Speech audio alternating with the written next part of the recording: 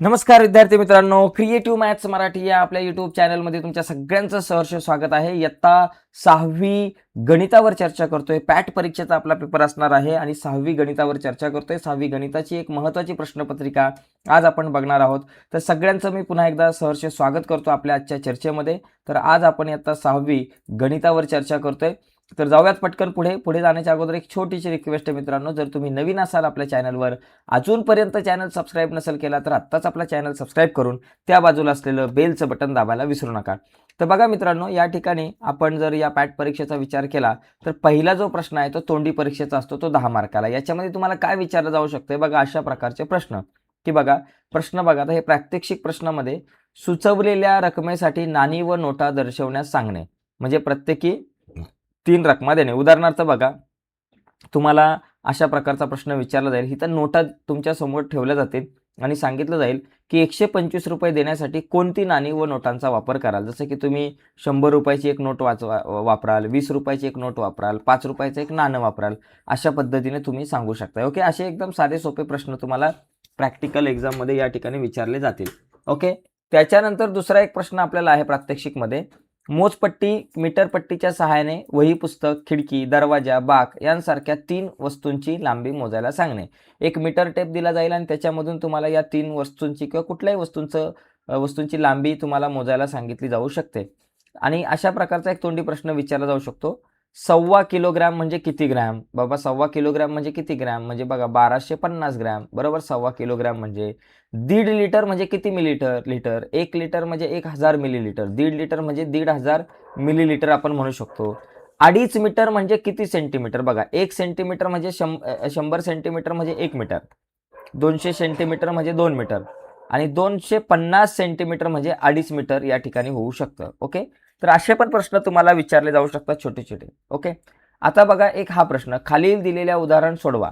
बघा इथं मला सांगा, लॅपटॉपची किंमत अक्षरात लिहा. इथं किती? 76,299 आहे बरोबर. मग तुम्ही या ठिकाणी ती किंमत लिहू शकता 76,000,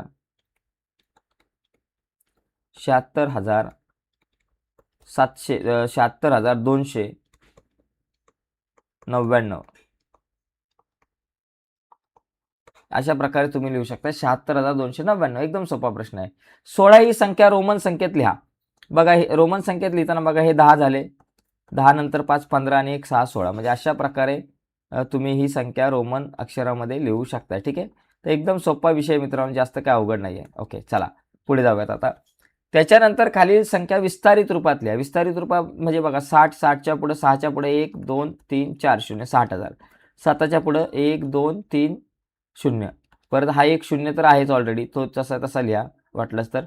त्याच्यानंतर 29चे 20 पकडा आणि त्याच्यानंतर 9 पकडा. अशा पद्धतीने हे लिहू शकताय. किंवा मित्रांनो तुम्ही असं लिहू शकताय 6,000, 60,000, त्याच्यानंतर 7,000, 3 0 नका लिहू, 20 लिहा आणि 9 लिहा. अशा पद्धतीने हे विस्तारित रूप आपल्याला लिहिता येऊ शकतं. बघा इथं खालील प्रत्येक अंकांचा एकदा वापर करून मोठ्यात मोठी 6 अंकी संख्या. आता मोठ्यात मोठी संख्या लिहिताना पहिला मोठा आकडा लिहायचा 8. 8 नंतर कोणाचा नंबर येईल? 7चा. 7च्या अगोदर 5 येतील, 5च्या अगोदर 4 येतील, 4च्या अगोदर 2 येतील आणि 2च्या अगोदर 0 येतील. म्हणजे किती? 87, 8,75,420 ही संख्या तुमची तयार होईल मोठ्यात मोठी. ओके, येस, चला पुढे. संख्या तयार करून बेरीज करा. आता इथं बेरीज तयार करायची. 3 शतक म्हणजे 3. बघा या ठिकाणी इथं तयार करताना बघा 3 शतक म्हणजे बाबा या ठिकाणी आपण 3 लिहिले, 3 शतकांचे. 2 दशकचे इथं 2 लिहिलं आणि 5 एककचे 5 म्हणजे 325. 2 शतक 2, 1 दशक म्हणजे 1 आणि एकक झालं. आणि इथं वजाबाकी करायची. आता वजाबाकी करताना बघा 5तून 8 जात नाही, 15मधून 8 गेले 7, आजच्याला 1 आला, 2तून 2 आणि 1 2 गेले 0, 3तून 2 गेले 1, तर 107 माझ्याकडे हे उत्तर येईल. म्हणजे अशा पद्धतीनं मित्रांनो आपल्याला हा प्रश्न सोडवायचा. अतिशय सोपे प्रश्न असतात आपल्याकडे हे, आणि हे प्रश्न तुम्हाला आरामात तुम्हाला या ठिकाणी हे सोडवता येऊ शकतात. ठीक आहे, चला आता आपण पुढे जाऊयात. पुढचा प्रश्न बघा, गुणाकार करा. आता गुणाकार करा पण एकदम सोपं आहे. 508 गुणिले 12, 12ने गुणा, 12 8 96चे 9, हातच्याला आले 6, हातच्याला आले 9, 12 0 0 0 आणि 9 झाले 9 आणि 12 पंचे 60, 6096 हे उत्तर आहे. फक्त गुणाकार करताना जरा काळजीपूर्वक मित्रांनो गुणाकार करा. 12चा जर पाढा तुम्हाला येत नसेल तर पहिलं 2ने गुणा आणि मग 1ने गुणा असंही करू शकता. आता इथं भागाकार करा. 7ने 119ला भाग लावायचा आहे, 7ने भाग लावायचा आहे 119ला बघा 7 एक्के 7, 11तून 7 गेले 4, वरून आले 9, 7 7 49, 49 मधून 49 गेले 0. अशा पद्धतीनं हा प्रश्न सोडू शकतो. ओके, भागाकार करा, गुणाकार करा, सोपं आहे. आकृतीत छायांकित भाग अपूर्णांकात लिहा. मित्रांनो हा प्रश्न खूप सोपा आहे. बघा इथं अपूर्णांक लिहिताना वर किती बॉक्स आहेत? 1 2 3 4 5 उरलेत. मग इथं लिहायचं 5 आणि खाली किती 1 आणि 2 आहे, इथं लिहिलं 2, 5/2. ओके, झालं. 1/4 या अपूर्णांकाचा सममूल्य अपूर्णांक असलेला पर्याय. सममूल्य बघा 2/4चं काय होतं? बे 1 के बे 2 4 1/2 होईल. 3/4 मध्ये काय फरक पडणार नाही. 2/8 बघा, 2/8 जर दोघांना 2ने भाग लावला, वर बघा बे 1 के बे 2/8 म्हणजे 2/8. इथं तुम्ही चौथा जो पर्याय जो आहे तो या ठिकाणी तुम्ही इथं लिहू शकता. चौथा पर्याय तुम्हाला या ठिकाणी इथं लिहायचा आहे, 4, चौथा पर्याय. ओके, त्याच्यानंतर इथे बघा 4/3 हा अपूर्णांक दर्शवणाऱ्या आकृतीचा पर्याय क्रमांक चौकटीत लिहा. 4/3, तर या ठिकाणी 4/3 म्हणजे या ठिकाणी बघा 4/3 हा अपूर्णांक तुम्हाला दर्शवण्यासाठी यामधला एखादा भाग तुम्हाला हे करायचा आहे. म्हणजे 4 मधला तिसरा भाग म्हणजे चौघातला तिसरा भाग या ठिकाणी हे झालेला आहे. मग तुम्ही हा दुसरा ऑप्शन बघा, इथं 4 आहेत आणि इथं 3 आहे. तुम्ही दुसरा ऑप्शन या ठिकाणी लिहू शकता. ओके ओके, पूर्णायुक्त हा पूर्ण.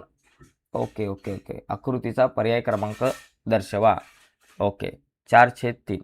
हां, तर 4 मधला 3 याच्यामध्ये थोडीशी काहीतरी इथं हा तरी येणार नाही तुमचा ऑप्शन बघा, किंवा हा तिसरा ऑप्शन बघा ना. तिसऱ्या ऑप्शनमध्ये जर का आपण बघितलं, आपण जरा बाकीचं खोडू, हे बाकी सगळ्या गोष्टी आपण खोडून देऊ. तिसरी आकृती बघा 4/3 म्हणजे 4 मधले 3 भाग इथे हे गेलेले आहेत. म्हणजे तिसरी आकृती तुम्ही इथं तिसरा क्रमांक वगैरे काहीतरी लिहू शकता. ठीक आहे, चला पुढे बघा. पुढचा 4.5 या दशांश पूर्णांकांचे योग्य लेखन दर्शवणारा पर्याय क्रमांक आपल्याला लिहायचा आहे. 4.5 म्हणजे 3.75 असेल. 4.5 म्हणजे 3.75. ओके, पुढचा बघा सर्वात मोठ्या दशांश अपूर्णांकाचा पर्याय. सगळ्यात मोठा दशांश अपूर्णांक बघा 3/10 असं वाटू शकतो, पण नाही, तो 3/1 असतो. 3/9 हा बरोबर आहे. ओके, पुढचा बघा. त्याच्यानंतर इथे बघा आकृतीचे निरीक्षण करून लघुकोन, काटकोन, विशालकोन यांचे एक एक नाव. लघुकोन बघा तुम्ही इथं डी बी बघा, हा एक लघुकोन लिहू शकताय जो आहे DBC. कोण? DBC. तसे भरपूर आहेत. EBD आहे, EBF आहे, भरपूर आहे. काटकोन तुम्ही लिहिताना EBC बघा, EBC हा एक काटकोन लिहू शकताय, किंवा कोण EBA हा एक काटकोन लिहू शकताय. विशालकोन लिहिताना FBC असं लिहू शकताय, कोण FBC लिहू शकताय, किंवा DBA लिहू शकताय. असे येऊ शकतं आपल्याला, पण एक एक लिहिले आपण फक्त. कोन मापकाचा वापर करून 110 अंश मापाचा कोन काढा. आता 110 अंश मापाचा कोन काढताना तुम्ही पहिला इथं BC काढा. BC हा एक किरण काढा आणि 110 माप घेऊन इथून अशा प्रकारे तुमचा विशाल कोन या ठिकाणी हा तयार होऊ शकतो. ठीक आहे, ABC. हा जरा व्यवस्थित काढा. माझ्याकडे आता इथं साहित्य नाही त्याच्यामुळं, पण तुम्ही काढू शकताय. पुढे बघा 6वा जो प्रश्न आहे त्याच्यामध्ये 5 गुणांसाठी हा 3 सेमी त्रिज्येचं एक वर्तुळ काढायचं. चला बाबा वर्तुळ काढा. मस्त असं वर्तुळ काढलं 3 सेमी त्रिज्येचं. व्यवस्थित तुम्ही याचा वापर करून काढा. याच्यामध्ये काय, त्याच त्रिज्या समजा OA ही बाबा तुमची त्रिज्या आहे. मग इथं लिहा OA काय झाली? वर्तुळाची त्रिज्या. ओके, त्याचबरोबर जीवा व्यास दाखवा. जीवा आणि व्यास पण दाखवायचा. आता त्रिज्या जीवा बघा, ही एक जीवा दाखवा. चला PQ ही एक जीवा आहे. PQ काय झाली बाबा? जीवा. आणि व्यास हा केंद्रबिंदूतून जातो म्हणून हा एक व्यास दाखवा. त्याला वाटलं तर तुम्ही MN वगैरे नाव द्या. MN व्यास. MN काय झाला बाबा? व्यास झाला. तर एकदम सोपं आहे. व्यास हा त्रिज्येच्या दुप्पट असतो आणि तो केंद्रातून जातो. पुढचा बघा, खालील तक्ता पूर्ण करा. त्रिज्या जर 3 सेमी असेल एखाद्या वर्तुळाची तर व्यास किती असणार? 6 सेमी. आणि जर व्यास 12 सेमी आहे तर त्रिज्या किती असणार? 6 सेमी, निम्मे असणार आहे. ओके, पुढचा बघा, सोडवा. आता इथं ऑलरेडी आकृतीबंध हा पूर्ण झालेला आहे. एका प्रश्नपत्रिकेचा मी फोटो काढला, तो ऑलरेडी पूर्ण करून होता, त्याच्यामुळे हा पण नाही बघणार प्रश्न. पुढे जाऊयात. त्रिकोणी संख्या आणि चौरस संख्या असे वर्गीकरण करा. आता चौरस संख्या म्हणजे वर्ग संख्या, कुठल्या ना कुठल्या तरी संख्येचा तो वर्ग असतो. बघा इथं 4 हा 2चा वर्ग आहे म्हणून 4 ही चौरस संख्या झाली. त्याच्यानंतर 4 नंतर 9 हा 3चा वर्ग आहे, 9 ही चौरस संख्या झाली. त्याच्यानंतर 16 हा 4चा वर्ग आहे, 16 ही चौरस संख्या झाली. 25 हा 5चा वर्ग आहे, 25 ही चौरस संख्या झाली. आणि बाकी मग सगळ्या तुम्ही त्रिकोणी संख्या लिहू शकता. 5, 15, 6, 10, 12, 28, 18 या ज्या आहेत या तुम्ही या संख्यांना तुम्ही त्रिकोणी संख्या वगैरे तुम्ही या लिहू शकताय.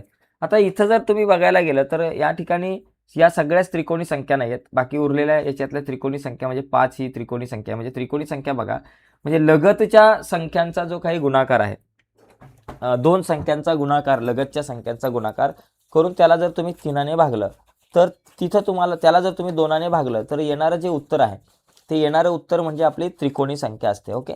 आणि चौकोनी संख्या म्हणजे काय, वर्ग संख्या. तर एकदम सोपं असतं. तर या संख्या तुम्ही लिहू शकता. तर याच्यातलं त्रिकोणी संख्या तुम्हाला फक्त आता इथं शोधून लिहायच्या आहे. ठीक आहे. तर आता आपण पुढे जाऊयात. चौकोनी संख्या मी सांगितलं, त्रिकोणी आता तुम्ही शोधून लिहा. पुढचा जो प्रश्न आहे, या प्रश्नामध्ये जर का आपण पाहिलं तर याच्यामध्ये आपल्याला काय आहे की पुढील चौरस, आयत व आयत जोडून तयार होणाऱ्या मोठ्या आयताचे क्षेत्रफळ काढा. आता बघा, इथे एक छोटा आयत आहे समजा, एक मोठा आयत आहे समजा. हा जो मोठा आयत आहे त्या मोठ्या आयतामध्ये इथं 4 सेंटीमीटर आहे आणि ही रुंदी 3 सेंटीमीटर आहे. आता हा एक चौरस आहे. तो समजा चौरस या आयतावरती मी ठेवला. इथं 3 सेंटीमीटर आहे आणि इथं 3 सेंटीमीटर आहे. चौरसाची लांबी किती झाली, 4 आणि 3 झाली 7 सेंटीमीटर आणि रुंदी किती, 3 सेंटीमीटर आहे. मग लांबी 7, रुंदी 3, 7 त्रिक 21 चौसेमी झालं. एकदम सोपा मुद्दा आहे. पुढचा बघा, आकृत्यांचे निरीक्षण करा आणि योग्य पर्यायासमोर खूण करा. बघा, या ठिकाणी लक्षात घ्या, आकृती ए आणि बी इथे सगळे चौरस सारखे आहेत.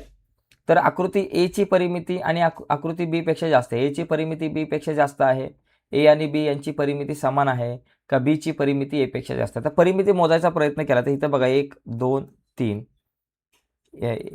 4 5 6 पकडा, 7 8 9 10 11 12. तर ही जी परिमिती 12 आहे, सगळ्यांची बेरीज. ओके, 12, ती चारही बाजूंची बेरीज, ही परिमिती झाली 12. आता यांची परिमिती बघा, ही 3 बरं का, 1 2 3, इथं 4 5 6 7 8 9 10 11 12, याची परिमिती पण 12 आहे. तर दोघांची परिमिती जी आहे ती समान आहे. यावरती आपण खूण करू शकतो. तर अशा पद्धतीनं मित्रांनो आपण ही प्रश्नपत्रिका बघू शकतो. आणि आणखी पण काही प्रश्न आहेत त्याच्यामध्ये. बघा, 9वा प्रश्न आहे की बुलढाणा शहराची एकूण लोकसंख्या किती, 80,217 आहे. 80,217. त्यापैकी 41,765 पुरुष आहे. तर स्त्रियांची संख्या कशी काढणार आपण, 80,217 ही जी एकूण संख्या आहे त्याच्यामधून 41,765 ही पुरुषांची संख्या वजा करा. 7तून 5 गेले 2, 11तून 6 गेले 5, हातच्याला 1, 2तून 7 आणि 1 8 जाणार नाही, 12तून 8 गेले 4, हातच्याला घेतला 1, परत या 10मधून 1 आणि 1 2 गेले 8, हातच्याला 1, 8तून 4 आणि 1 5 गेले 3 राहिलं. म्हणजे 38,452 हे माझं उत्तर येणार आहे मित्रांनो. तर अशा पद्धतीने आपण हा प्रश्न सोडू शकतो की बाबा 80,217 मधून तुम्हाला 41,765 तुम्हाला वजा करायचे होते. 38,452 तुमची स्त्रियांची संख्या आहे. ठीक आहे. पुढचा बघा, दुकानदाराने 8 रुपयांना एक पेन याप्रमाणे 15 पेन खरेदी केले आणि सर्व पेन 10 रुपयाला एक याप्रमाणे विकले, तर दुकानदाराला किती नफा झाला. आता या ठिकाणी बघा, खरेदी किंमत जर तुम्ही बघितली, खरेदी किंमत किती बाबा, 8 रुपयाला एक पेन आहे आणि 50 पेन खरेदी केले, 8 पंचे 40 रुपये किती, 400 रुपये खरेदी किंमत. विक्री किंमत जर तुम्ही बघितली, विक्री किंमत पेनांची, विक्री किंमतीचा जर विचार केला तर 8च पेन आहेत आणि एक पेन 10 रुपयाला विकला, पेन 50च आहेत आणि 8 रुपयाच्या ऐवजी आपला पेन कितीला विकलेला आहे, 10 रुपयाला पेन विकला आणि एकूण 50 पेन आहे. किती रुपये झाले, 500 रुपये. आता तर किती रुपये जास्त मिळाले, जास्त मिळालेली किंमत म्हणजे नफा. नफा काय बाबा, तुमचा विक्री किंमत वजा खरेदी किंमत तुम्ही कराल, वजा खरेदी किंमत, विक्री किंमत वजा खरेदी किंमत करा. ओके. आता विक्री किंमत किती बाबा आपल्याकडे, 500 आहे, खरेदी किंमत आहे 400, 500तून 400 गेले 100 रुपये, 100 रुपये जास्त त्याला मिळालेले आहेत. तर अशा पद्धतीने मित्रांनो आपण ही प्रश्नपत्रिका बघितली आणि त्याच्यामध्ये एक 10वा जो प्रश्न आहे आपण तो या ठिकाणी बघूयात. या प्रश्नामध्ये जर का आपण पाहिलं, या 10व्या प्रश्नामध्ये त्याच्यात काय दिले, एका वर्गातील विद्यार्थ्यांना आवडणारी फळे तक्त्यात दिली आहे, त्यावरून प्रश्नांची उत्तरे लिहा. बघा, इथं एका या चिन्हाला 4 विद्यार्थी आहेत. बघा, सफरचंद, बघा वर्गातील सर्वाधिक मुलांना आवडणारे फळ कोणते, तर सर्वाधिक मुलांना आवडणारे फळ इथं आंबा दिसते, आंबा हे फळ सर्वाधिक मुलांना आवडतं. सफरचंद व केळी किती मुलांना आवडतात, आता इथं बघा केळी आहे, हे सफरचंद आहे. एका मुलामागं 4 आहे, 4 एके 4, 4 दोन्ही 8, 4 त्रिक 12, 4 चौक 16, 4 पंचे 20, 20 मुलांना सफरचंद आणि केळी आवडतात. ओके, अशा प्रकारचे. आता या 3 प्रश्नांची उत्तरं तुम्ही शोधून लिहिण्याचा प्रयत्न करा, एकदम सोपं आहे. ओके, एकदम सोपं आहे. ते 3 प्रश्नांची उत्तरे बघा या आकृतीवरून शोधा. मी जरा छोटी करतो आकृती म्हणजे तुम्हाला उत्तरं शोधायला बरं पडेल आणि ती उत्तरं तुम्ही चॅट बॉक्समध्ये लिहून टाका. ठीक आहे? तर आजच्या चर्चेमध्ये मित्रांनो आपण इथेच थांबूयात. व्हिडिओ आवडले असेल तर व्हिडिओला लाईक करा. नवीन असाल तर चॅनल सबस्क्राईब करून त्या बाजूला असलेलं बेलचं बटन दाबायला विसरू नका. धन्यवाद मित्रांनो. बाय सर्वांना.